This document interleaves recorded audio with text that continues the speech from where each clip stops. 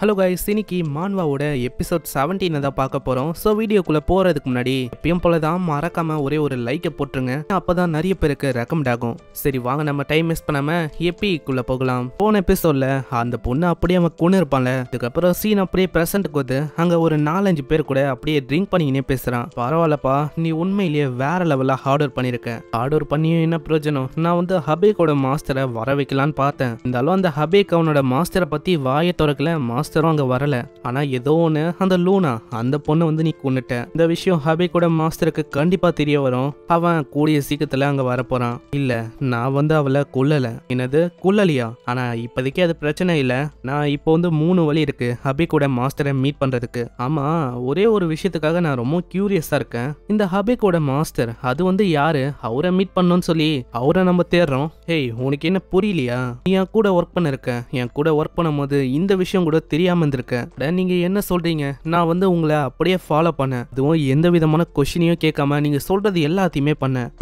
எனக்கு வந்து ப்ரௌடா தான் இருக்கு. நான் ஹபிக்கோட மாஸ்டர், அவனும் ஒரு மிகப்பெரிய பாஸ் மாஸ்டர் தான். க்ரோனோ லைஃப் கேமை பத்தி எல்லாருக்குமே தெரியும். அது ஃப்ரீயான வர்ச்சுவல் கேம். இதுல ஹபிக்கோட மாஸ்டர் அவன் தான் டாப்பான மர்ச்செண்டா இருக்கான். என்னது டாப் மர்ச்செண்டா? அதுவும் அந்த மாஸ்டரா? ஏன் இருக்கக்கூடாதா என்ன? ஏன்னா ஒரு மாஸ்டர் நினைச்சா அதால ஒரு மர்ச்செண்டா மாற முடியும். ஏன்னா இது க்ரோனோ லைஃப். அந்த மாதிரி ஃப்ரீடம் தான் இந்த க்ரோனோ லைஃப்ல இருக்கு. இதுல யாரு நினைச்சாலும் எப்படி என்ன யோசிக்கிறாங்களோ அதே மாதிரி இதுல இருக்க முடியும். இதுல கரண்டா ஒரு 7 மெயின் பாஸ் இருக்கு. அதுல நம்ம ஹிருக்கன், ஸ்லாத், இந்த மாதிரி ஏகப்பட்ட பாஸ் அவன் சொல்றான். அவங்க தான் கரண்டா இந்த க்ரோனோ லைஃபோட ஒரு மெயின் பாஸா இருக்கிறாங்க. லூனா தான் அந்த பாஸ் மாஸ்டர்ல லூனா ஆஃப் லஸ்டா இருந்திருக்கா. அப்போனா நீங்க சொல்றபடி பார்த்தா அந்த பொண்ணு ஒரு பாஸ் மாஸ்டரா? அதனால தான் அவ ஒரு சீட் யூசர் மாதிரி திரும்ப வந்துனே இருந்தாளா? அதாவது இதை பேலன்ஸா வச்சுக்கணும்னு இப்போதான் எனக்கு புரியுது. அவ வந்து ஒரு பாஸ் மாஸ்டர் தான். ஆனா அதுக்குன்னு நான் வந்து அவ ஒரு என்பிசி அப்படின்னு நான் சொல்லல. அப்பனா நீங்க என்ன சொல்றீங்க? அவ வந்து ஒரு என்பிசி இல்லனா அவ வந்து ஒரு நார்மலான யூசரு. என்ன அவளோட ஜாப் அவ மாத்திருக்கா ஒரு பாஸ் மாஸ்டரா? ஆமா இல்லையா பின்ன? இந்த க்ரோனோ உலகத்துல அதுக்கான ஃப்ரீடம் எல்லாருக்கிட்டையும் இருக்கு. யாரு என்னவா இருக்கணும்னு ஆசைப்படுறாங்களோ அவங்களால இருக்க முடியும். பாஸ் மாஸ்டரால ஒரு மர்ச்செண்டா இருக்க முடியும். ஒரு நார்மல் யூசரால ஒரு பாஸ் மாஸ்டரா இருக்க முடியும். அந்த மாதிரி தான். இதுக்கப்புறம் நம்ம ஹீரோ காட்டுறாங்க. அவன் ரொம்ப கடுப்புல இருக்கான். சரி, அந்த ரோச் வந்து ஒரு என்பிசியா இல்ல ஒரு யூசரா? அதையாச்சும் நல்லா சொல்ல முடியுமா ஹபிக்கு? அது வந்து எனக்கு தெரியல. இதனால ஆளு இன்னமும் கடுப்பாகிறான். அவன் ஒண்டி கிடைக்கட்டும். இன்னமும் எனக்கு கோவம் வருது அவன் மேல. ஆனா நம்ம லவ்வுக்கு இன்னமும் அங்க புரியல எதுக்காக அந்த பூடி பாய் பாஸ் மாஸ்டரை மீட் பண்ணணும். அவன் வந்து விற்கிறது தான் அவனோட கோல்னா. அதுக்கு ராபின் கில்ட அவங்க தாக்கணும். ஏன்னா இதுக்கும் அதுக்கும் எந்த விதமான சம்மந்தமும் இல்லை. எனக்கு தெரிஞ்சு அவன் கிட்ட இருக்கிற ஐட்டம்ஸ் எல்லாமே பீஸ் ஆஃப் காட் அந்த மாதிரி இருக்கும். அதாவது நம்ம லவ் கிட்ட ஒரு ஐட்டம் இருக்குல்ல, அந்த மாதிரி ஐட்டம். இதுக்காக தான் போன வாட்டியே ஹபேக் வந்து நம்ம லவ் கத்துனா. ஏன்னா அது அவ்வளோ சீக்கிரத்துல அசால்ட்டா விற்க முடியாது. அதுக்குள்ளேயே அந்த பொண்ணு வரா. ஹேய், நீங்க வந்து அந்த ஐட்டம்ஸை பத்தி தான் பேசின்னு இருக்கீங்களா? நானும் அதை பத்தி தான் பேசணும்னு வந்தேன். ஆனா என்ன மன்னிச்சிருங்க, நான் வந்து அங்க ரொம்ப சீக்கிரமா மஞ்சு போயிட்டேன்னு நினைக்கிறேன். சரி, ஏதோ ஒன்று. இந்த மாதிரி நீங்க எல்லாருமே இங்க தான் இருக்கீங்கன்னா என் கூட வாங்க. ஏன்னா நான் போடி மேனோட ஹைட் அவுட்டை கண்டுபிடிச்சிருக்கேன். நெக்ஸ்ட் சீன்ல அந்த இடத்துக்கு போய் பார்க்க அங்க ஒரு வீடு இருக்கு. இதுதான் போடி மேனோட ஹைட் அவுட்டா. நான் இப்போதைக்கு செக் பண்ண இங்க வந்து யாருமே இல்ல. பண்ணதுல எனக்கு தெரிஞ்ச விஷயம்னா இதுதான் போடி மேனோட ஹைட் அவுட். இப்படி இவ சொல்லி வாய மூடல, அதுக்குள்ளேயே ஹீரோ கதவு வச்சிடறான். இதை பார்த்து ஹாங் ரொம்ப ஆச்சரியமா வராங்க. உள்ள போய் பார்த்தா அங்க ஏகப்பட்ட போதையில இருக்கு. எல்லாமே மித்திக்கல் ஐட்டம் தான். அதாவது ரொம்ப ரேரு. லவ்வும் கேக்குறான். ஆமா, இதெல்லாம் என்ன காப்பீடு ஐட்டமா? இல்ல, இங்க இருக்கிற ஒரு ஐட்டமும் காப்பி ஐட்டம் இல்ல. எல்லாமே மித்திக்கல் கிரேட் ஐட்டம் தான். இங்க இருக்கிற ஐட்டம்ஸை வச்சு பார்த்தா இது ஒண்டி ஒரு 5 பில்லியன் தேரும். என்னது 5 பில்லியனா? ஆமா, இது எல்லாத்தையுமே அவன் தாக்குன எத்துலேருந்து உஷார் பண்ண ஐட்டம் தான் நினைக்கிறேன். அதே மாதிரி கில்டியும் அவன் தாக்குனால அங்கலேருந்தும் இவன் தூக்கிட்டான். எதிர்பார்த்த மாதிரி தான் இந்த ஐட்டம்ஸை அவ்வளோ சீக்கிரத்தில் அவனால விற்க முடியாது. இதோட விலை அதெல்லாம் ரொம்ப எக்ஸ்பென்சிவ். அப்போனா அவன் என்ன மாதிரிதான்ல, அதாவது நான் எப்படி யூரோஸோட நெஸ்ட்டுக்கு போனனோ அவனும் இதே மாதிரி போயிருக்கான். அப்போனா இந்த அளவுக்கு அவன் பணத்தை ஏர்ன் பண்றானா கண்டிப்பா இதை பத்தி மற்றவங்களுக்கும் தெரிய வரும்ல. இந்த மாதிரி ஒரு பர்சன் வந்து பண்ணிருக்கான்னு.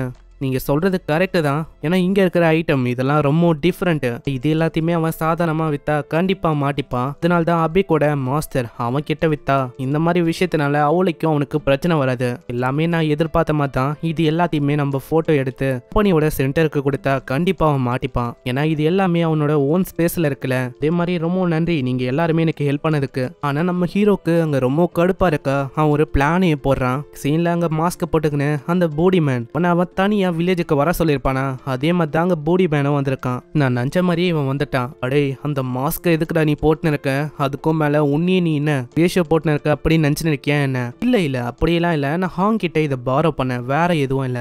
நான் வந்து ரொம்ப ஃபேமஸா இருக்கேன்ல, எல்லாரோட பார்வையும் என் மேலதான் இருக்கும், அதனால தான் நான் இப்படி போட்டுன்னு சுத்துறேன். அங்க இருக்கிறது பூடி மேன் தானே, அவன் ஃபைனலி இங்க வந்துட்டான். நம்ம ஹீரோ சொன்ன மாதிரியே எல்லா விஷயமும் போகுது, அப்படியே பாஸ்ட்டுக்கு போகுது. இப்பதான் என்ன சொன்னாங்கன்னு காட்டுறாங்க. ஹீரோவும் சொல்லியிருப்பான் என்ன விஷயம்னா, என் கிட்ட ஒரு பிளான் இருக்கு, என்னன்னா இப்போதைக்கு உன்னோட மாஸ்க் கூட, ஏன்னா நான் வந்து அதை போட்டேன்னா என்னோட பிளான் வந்து ஒர்க் ஆகும். இது கேட்கும் போது லவ்வுக்கு ரொம்ப ஜெலஸா இருக்கு. அப்படியே பின்னாடி ஒரு எத்துறா பிளான் என்னன்னா, அங்க இருக்கிற அந்த வெப்பன்ஸ் அது எல்லாத்தையுமே இவங்க தூக்கணும். ஏன்னா அப்பதான் பூடி மேன் வந்து பார்க்கும்போது அங்க எதுவுமே இருக்காது.